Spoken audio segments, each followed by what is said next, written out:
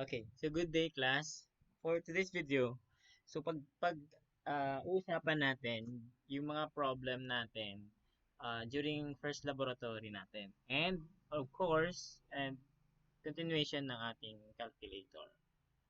Okay, so yung first problem encountered natin during lab, kaya pabalik-balik tayo sa lab or patanong lagi do sa katabi is kapag nagsisave tayo ng files when we are using the Visual Basic. Kasi 'di ba when nag-new project tayo, tapos hindi natin na-click yung browse. Yun na, hindi natin alam, no? As you can see dun sa akin, so for example, ilalagay ko siya sa desktop, no? Or pwede rin direct na siya dun sa flash drive mo kapag meron kayong flash drive, no? Para hindi nawawala yung files niyo. Click yung drive D and then select lang. And then dito, ito na yung for example, it's activity. File name to, yung folder name to, no? Activity 2. Tapos, pangalan mo. Yan. Example yan. Then you press OK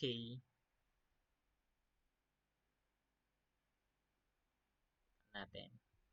So automatically, kahit na ma-close mo yung program mo, automatically mapupunta na yung files mo dun sa drive D.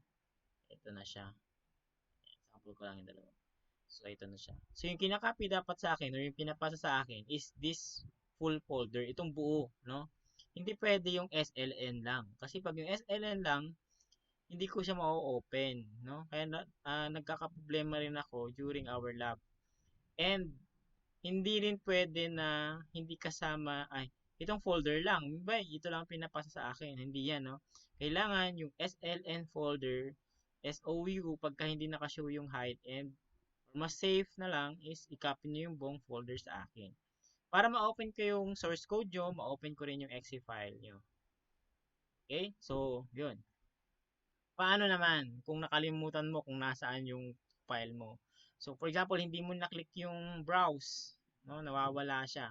So, close mo lang. For example, na-close mo siya, tapos hindi mo sinasadya, nawala na yung files mo. 5 minutes na lang, no? Kailangan nating hanapin yung files. So, punta lang kayo ng Visual Studio, and then makikita niyo siya dun sa recent. Ito siya. Ayan o, tutok nyo lang. Yan. So, ibig sabihin, nasa drive D activity 2. Yan, nasa drive D activity 2 siya. So, sabihin, nandun siya sa drive D. Okay, pag mas nahihirapan naman kayo sa ganun, pwede naman kayo pumunta sa recent. Basta recent lang ha. Nandito siya sa may quick access. Nandito siya yung pinakauna. Right click nyo lang yan and then open file location. And then back lang kayo ng isa. Ito na yung files na ginagawa natin. Kakopy nyo lang yan. Ipe-paste sa akin. Flash drive. So yun. Yun yung first problem no during our lab. The second problem is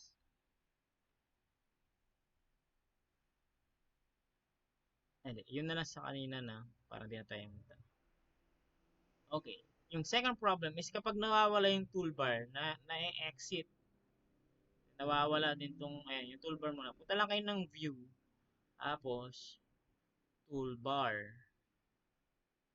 Yun na, babalik na siya. So minsan naka-minimize tong all windows. Click nyo lang yung all windows. Tapos for example, nawawala itong Solution Explorer. Diba kasi dyan yung mga folder natin. Punta lang kayo ng view and then Solution Explorer. For example naman, yung properties lang nawawala, dito lang yun.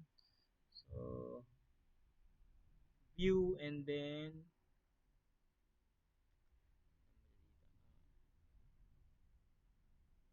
kasama siya ng properties lang. Hanapin na natin siya. So, dito lang yan. Hanapin nyo yung standard Team Explorer, Service Explorer. Ayun, property window. Dito lang pala. Ayan, property windows. Ayan, pag na-close yung property. So, ganun lang no, kapag na-close natin yung other devices. So, ganun lang. Okay, so for today's video naman, actually, ito yung target natin. Na topic sana natin nung Monday. Okay. So, pag muna tayo dun sa comprog, no? Sa free elective muna tayo. Concentrate. Okay? So, lalagyan ko ng buttons dito. So, siguro, yeah, ano na siya, no?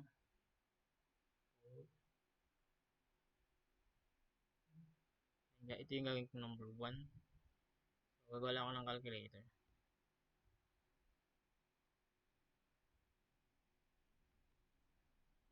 So, tandaan nyo lang yung sa SQL na kasi malapit na natin siyang ipagdugtong dito sa Visual Basic. Tapos gagamit ako ng plus button. Plus. Then, syempre, maglalagay din ako ng equal button. Syempre, maglagay na rin ako na ito ay 2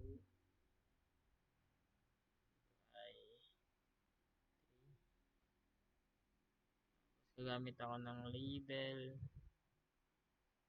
Ano natin siya. Sejo UI. Size niya, auto size. True natin. Tapos, align niya, text align. Ito. And then, ang kulay niya is yan. So, parang mga calculator. Then, syempre, maglalagay din ako ng minus.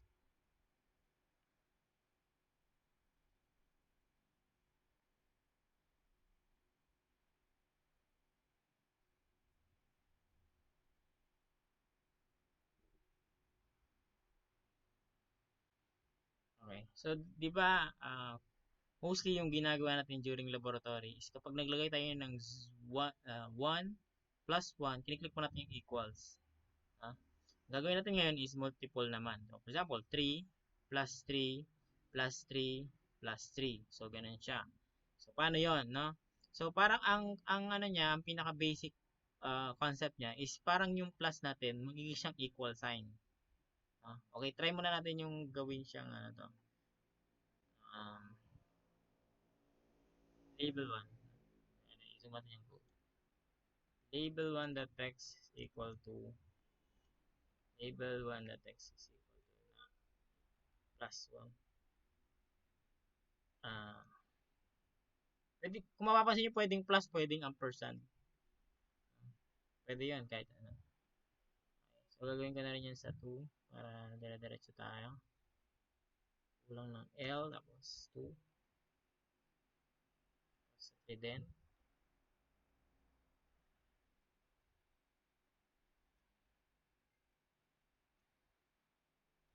Okay, so tayo muna natin kung gumagana. Baka hindi naman pala gumagana eh.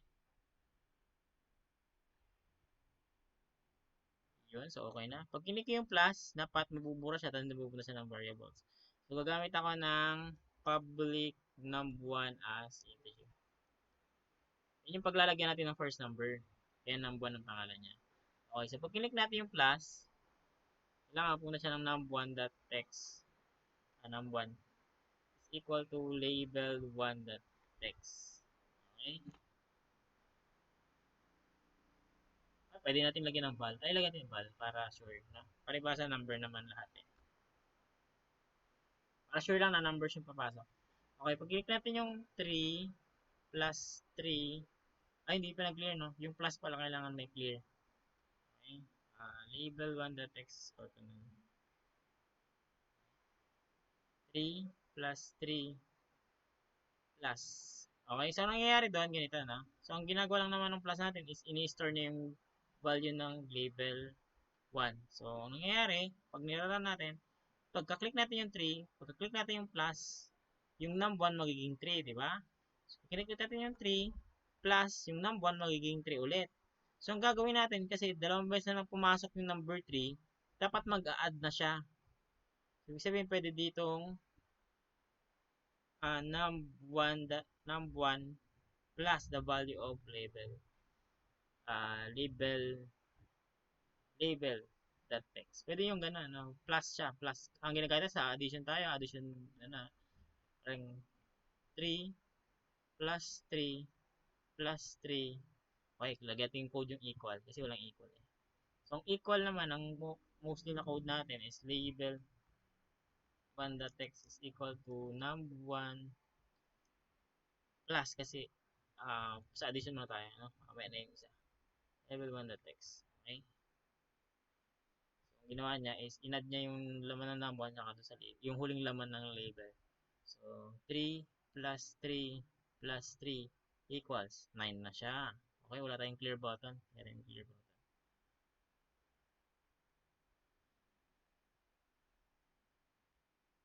Okay, yung clear button natin, dapat yung label 1 the text is equal to null. Pati yung num1 din, syempre. Walang 1. Num1.text, num1.text is equal to 0. So, hindi ka pwedeng equal to null kasi ang dineclare mo sa kanya is integer. Try natin. 3 plus 3 plus 2. Ilan yun? 8. Yan. So, sa natin. 2 plus 3 plus 1. 6 dapat. Yan. Okay na. Okay? So, yung next problem natin is kapag kinlik natin yung minus. Okay. So, medyo problema tayo doon. Okay. Pag kinlik natin yung minus is same with plus label. No? Pareho lang sila. Kaya lang subtraction to. Okay? Subtraction. Ayan, magkakaroon tayo ng problema. So, pag niran kasi natin yung program, no? Pag niran natin yung program, ang mangyayari, pag kinlik ko yung 3 minus, so ano mangyayari? Pag kinlik ko yung click na button, ito yung code ng minus yung num1, 0 natin yun, no? 0 minus 3, ang mangyayari, magiging negative 3 yun. So, pag nag-3 ako, ang equal niyan is 0. Okay? Paano nangyari yan? Wala. Click ko yung 3 minus. Pagka-click ko ng minus, num1 minus label, value ng label. So, ang num1 natin is 0, minus 3. Kaya naging negative 3. Kaya pag nag-minus ulit ako ng 3, yan ay 0. Kaya naging 0 siya. Ngayon, ang gagawin natin, kailangan nating i-detect kung pang ilang click na ba. Kasi sa unang click, dapat hindi siya magma-minus, di ba? Dapat sa pangalawang click pa. Paano natin malalaman kung pangalawang click na ba ni minus? Kasi 'di ba, pagka unang click 3 minus 3, nag-negative 3 yun, no? Equals 0. Ay, kaya natin. 3 minus negative 3 yun, no? 3, yun, 0 siya. 0, no? So, gagawin natin, kailangan natin ma-detect na first click siya. So, mag-declare na lang ako ng variables. Public first click as string. Pwede ganun is equal to, pwedeng 1. Pagka naka 1 siya, ibig sabihin, first click lang yan. Pagka naka number 2, second click na. Okay? So, ngayon, pagka nakinig ko yung code, if first click is equal to 1, dapat, hindi siya magma-minus. Dapat number 1 na. Else, magma-minus na siya. Okay? So, dapat pagka kiniklik natin yung yung first, doon sa pinakababa, dapat yun ay maging 2 na. Para hindi na siya babalik dito sa una.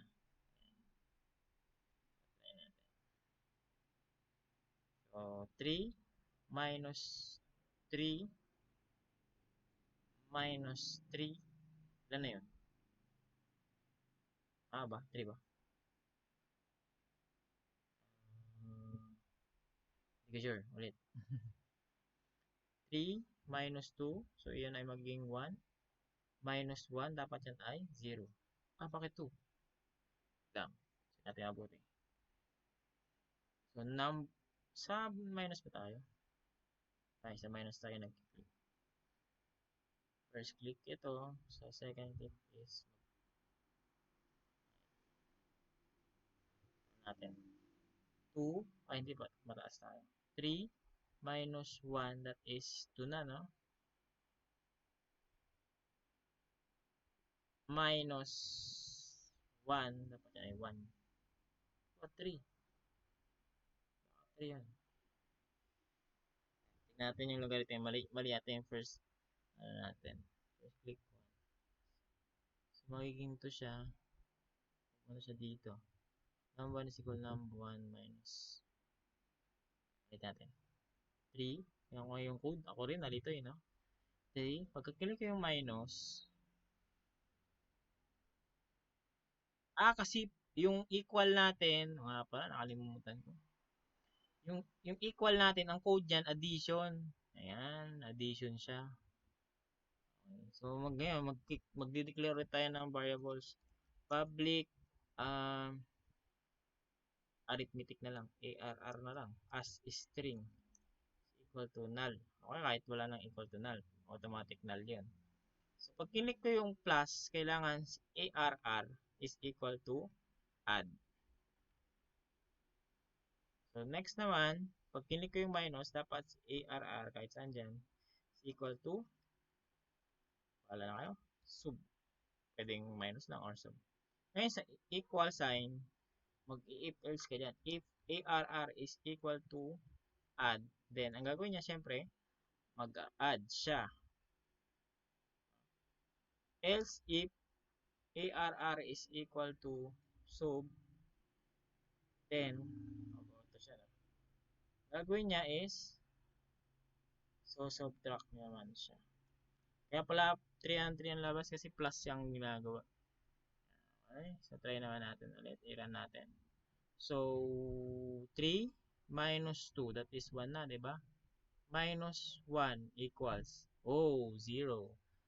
Okay na, tama na yung ating codes. Try naman natin yung addition combine na. 3 plus 3, that is 6. Minus 2, that is 4. Equals natin. Bakit 1? Ulo na na.